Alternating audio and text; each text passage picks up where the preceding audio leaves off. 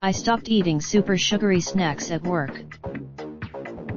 America during the holidays is an embarrassment of riches, from sugar cookies to gingerbread to candy canes and every delicious morsel in between. So it won't come. I decided this was going to be my year. Not the year. I knew I wouldn't last a week without sugary snacks. I have an entire shelf dedicated to the British snacks I hoard from trips home, but maybe I could, stop eating candy at work like it's my job. Spoiler, it's not. Maybe I could stop. Editor's note: Kobani less sugar Greek yogurt has 50% less sugar than other yogurts. Asterisk Kobani. Maybe I'd even, God forbid, eat a piece of fruit instead. Thus began my resolution to eat less sugary snacks. The one exception: the first week of January is, by all accounts, a dark time. Quite literally. Plot twist: I was pleasantly surprised at how nice it felt to be back in a routine. Go to work. And I was surprised by how easy it became, after just a few days, to lean on healthy snacks instead of the chips and popcorn that had become a staple of my work diet during December. Instead, those first few days, saying no to brownies and funfetti cake slices was a heartbreak I can't quite put into words, but by the first Friday, something kicked in that was like, dude.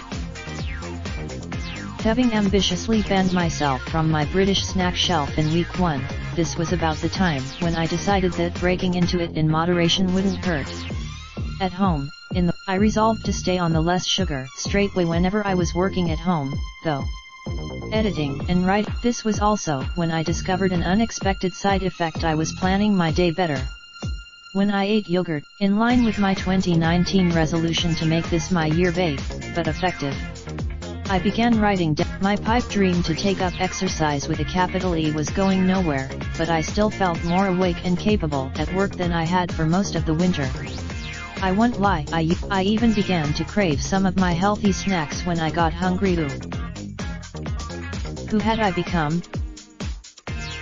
A post shared by Jenny Hollander at Jenny Hollander on February 5, 2019 at 9:55 a.m. PST.